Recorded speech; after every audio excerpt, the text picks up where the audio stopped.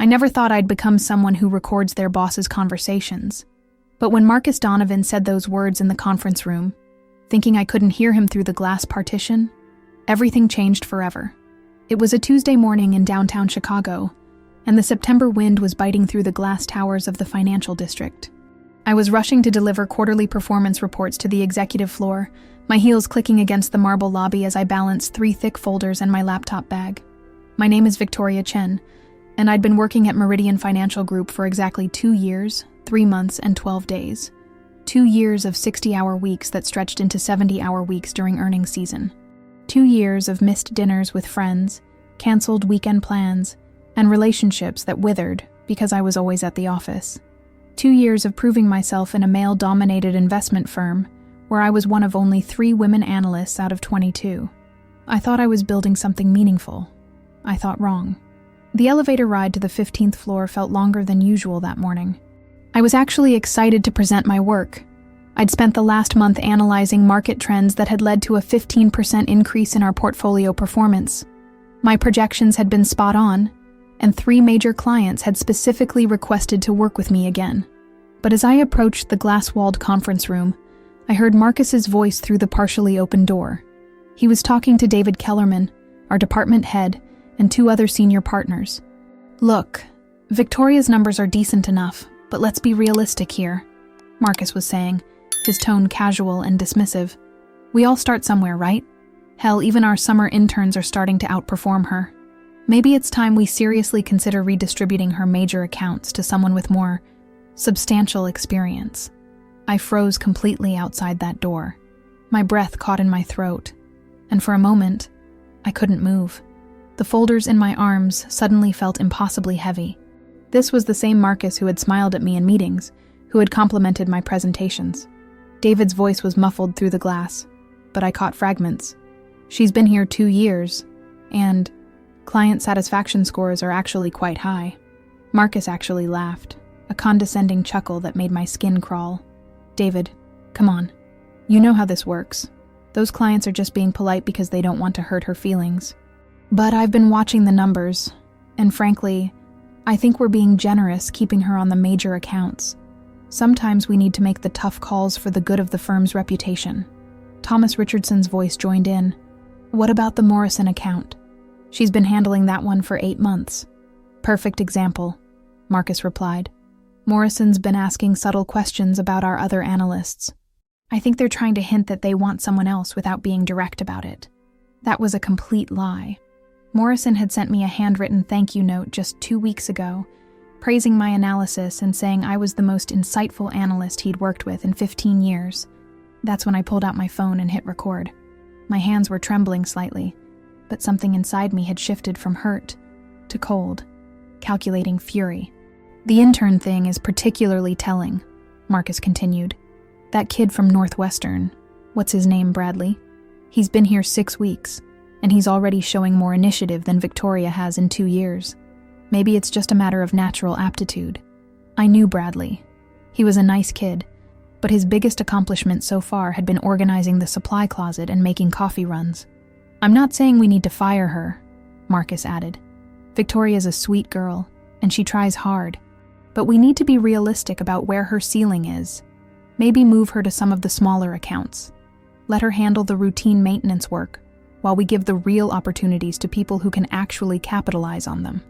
I kept recording, because I knew this conversation was going to change everything. I didn't sleep that night. Instead, I sat at my kitchen table in my Lincoln Park apartment, staring at the recorded conversation on my phone and feeling something I'd never felt before, a cold, calculating anger that demanded complete vindication. The recording was 17 minutes long, 17 minutes of my colleagues casually discussing my professional demolition while I stood outside like a ghost. I must have listened to it a dozen times, each replay making me angrier and more determined.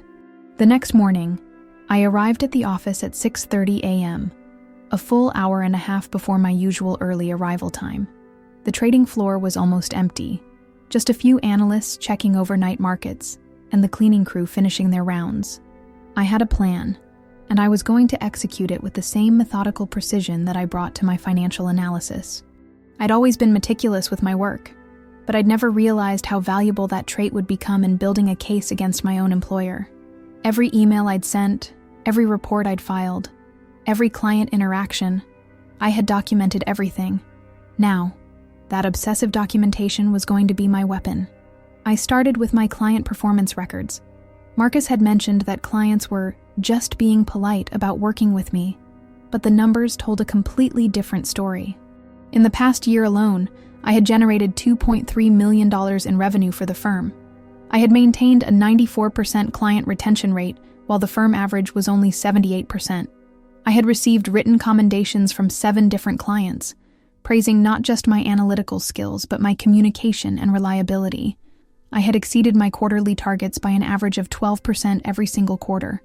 The Morrison account comment had particularly stung, so I pulled every communication I'd had with them. The emails painted a picture of an exemplary client relationship.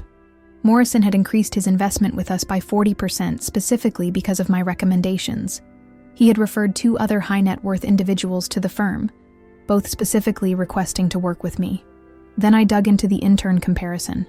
Marcus had claimed that even summer interns were outperforming me, using Bradley from Northwestern as his example. I pulled the performance data for all 5 summer interns from the past year. The highest performer among them had generated $180,000 in revenue, less than 8% of what I'd brought in. Bradley himself had generated exactly $0 in revenue. But I didn't stop there. I requested the comprehensive performance metrics for every analyst in our department through our internal system. What I found was absolutely staggering. Out of 22 analysts, I ranked 4th in revenue generation, 2nd in client satisfaction scores, and 1st in project completion rate. My error rate was 0.3%, the lowest in the department. And Marcus? Marcus ranked 9th in revenue generation, with a client satisfaction score 15 points below mine. He had lost 3 major clients in the past year, due to what the exit interviews diplomatically called communication issues. The betrayal cut deeper than I'd expected. This wasn't about performance. This was about something else entirely. As I compiled the data, my phone buzzed with a text from my best friend Jessica. "Coffee later. You sounded stressed yesterday." I stared at the message, realizing I hadn't told anyone what was happening. I'd been so focused on proving myself professionally that I'd isolated myself from the people who actually cared about me. By 10 a.m., I had a 3-inch binder full of evidence that painted a clear picture. Victoria Chen wasn't just a competent analyst. She was one of the best analysts in the firm. Thursday morning, I walked into Marcus's office with a folder that would change everything. My hands were steady, my voice was calm, but inside, I was burning with righteous fury. "Marcus, do you have a few minutes? I'd like to discuss my performance review and some concerns I have about my position here." He looked up from his computer, his expression instantly shifting to that patronizing smile I'd grown to despise. It was the same smile he'd given me when I'd asked about advancement opportunities. "Of course, Victoria. Please, sit down. You know I always have time for you."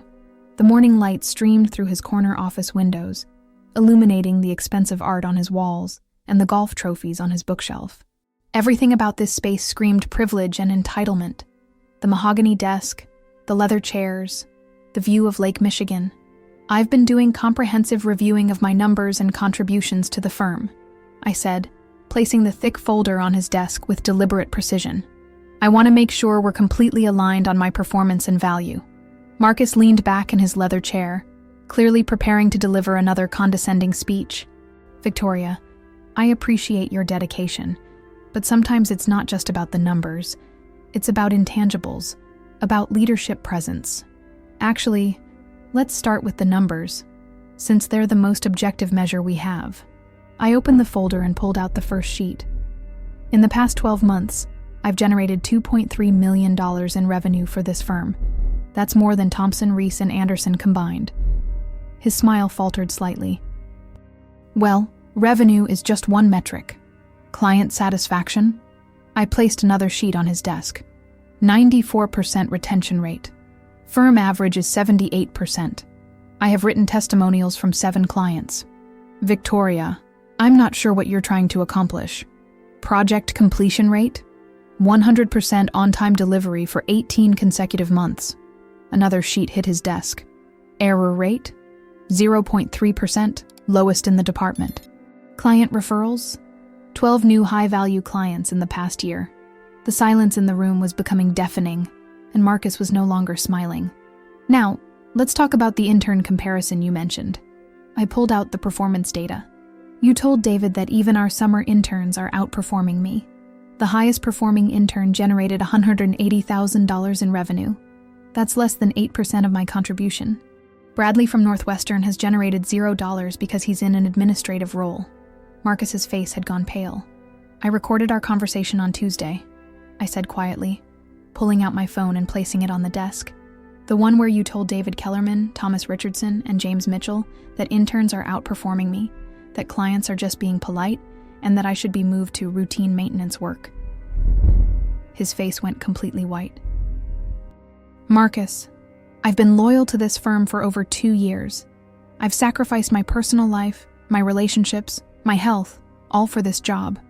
I've made this firm nearly $2.5 million while earning a fraction of that myself. And you've been undermining me behind closed doors based on what? Exactly. He started to speak, but I held up my hand. I'm not finished. I've also reviewed your performance metrics. Revenue generation, 9th out of 22. Client satisfaction, 15 points below mine. Error rate, twice as high as mine. Client losses, 3 major accounts in the past year. For the first time in 2 years, Marcus Donovan looked small and powerless.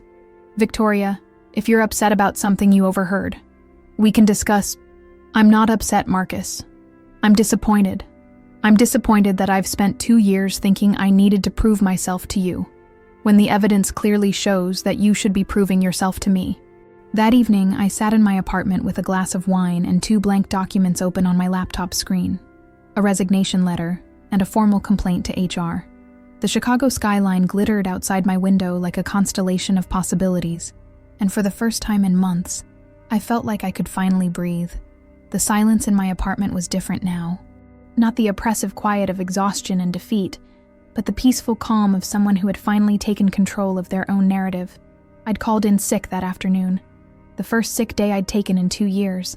I called Jessica first, and when she answered, I could hear the concern in her voice immediately. Vic, you sounded so strange when you texted. What's going on? I told her everything. The overheard conversation, the recording, the investigation, the confrontation. When I finished, she was quiet for a long moment. Vic, oh my God, what are you going to do now? I'm not sure yet, I admitted. I could go to HR with the recording and all the performance data. I could file a formal complaint and probably get Marcus in serious trouble. The evidence is overwhelming. That sounds like a good plan. He deserves whatever he gets. Or, I paused, swirling the wine in my glass. I could just leave. Take all this evidence of my worth and start over somewhere that actually values what I bring to the table. Jessica was quiet for a moment. What does your gut tell you to do? I looked around my apartment, at the law books from my pre-MBA days gathering dust, at the photos of family and friends I'd barely seen in 2 years, at the stack of takeout containers that had become my primary food source. My gut tells me that I've been so focused on proving myself to people who were never going to respect me anyway that I forgot to respect myself. I've been playing their game by their rules, and their rules are designed to keep people like me in supporting roles. So what are you going to do? Both, I said, surprising myself with the certainty in my voice. I'm going to file the HR complaint because other people shouldn't have to go through what I went through. And then I'm going to resign because I deserve better than this. That night, I drafted 3 documents. The first was to HR, detailing Marcus's behavior with timestamps, direct quotes from the recording, and comprehensive analysis of the performance data. The second was my resignation letter, professional, brief, and final. The third was an email to my personal account, with copies of all my work product and performance reviews. Friday morning, I arrived at the office with a small cardboard box, both letters, and a USB drive with copies of everything. I submitted the HR complaint first, watching the representative's eyes widen as she reviewed the evidence. Ms. Chen, this is quite comprehensive. We'll need to investigate this thoroughly. I understand. I've provided everything you need, including audio evidence and documentary proof of all my claims. Then I walked to Marcus's office one final time. "I'm resigning, effective immediately," I said, placing the letter on his desk. "My final day is today." He looked panicked, all trace of his usual smugness gone. "Victoria, if this is about Tuesday's conversation, we can discuss a resolution. Maybe there was a misunderstanding. Marcus, this isn't a negotiation. I'm done.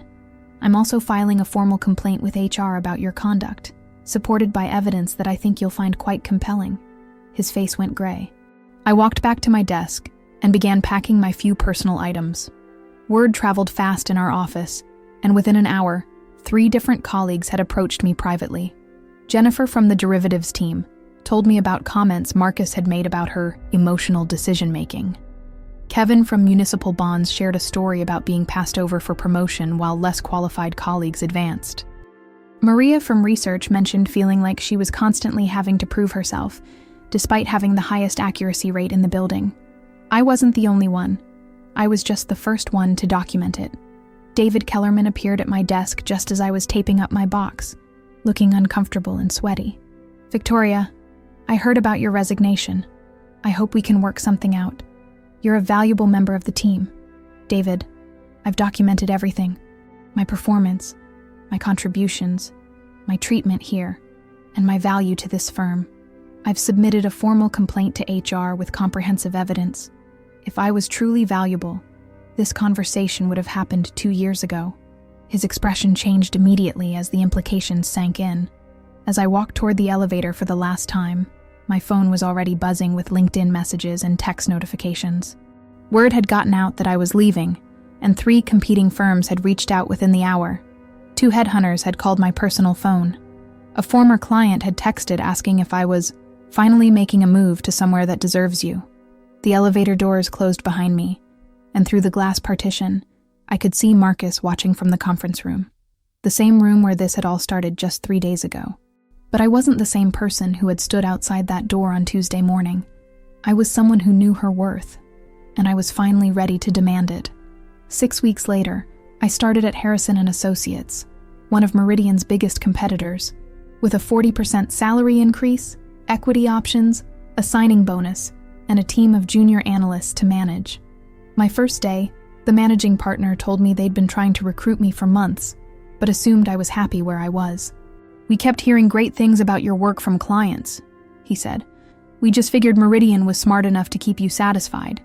3 months after that, Marcus was quietly reassigned to a special projects role with no direct reports after HR's investigation uncovered a pattern of discriminatory behavior affecting multiple employees.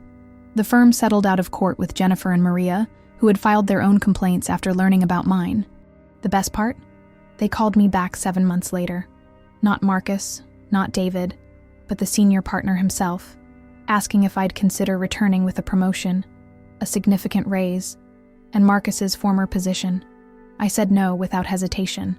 Some bridges are meant to be burned, and some decisions change your life forever. Walking away from that toxic environment wasn't just the best professional decision I ever made. It was the moment I finally learned that my value isn't determined by other people's ability to recognize it. And that recording? I still have it. Not because I need it anymore, but because it reminds me of who I was before I learned to value myself, and who I became after I decided I was worth more than their opinion of me.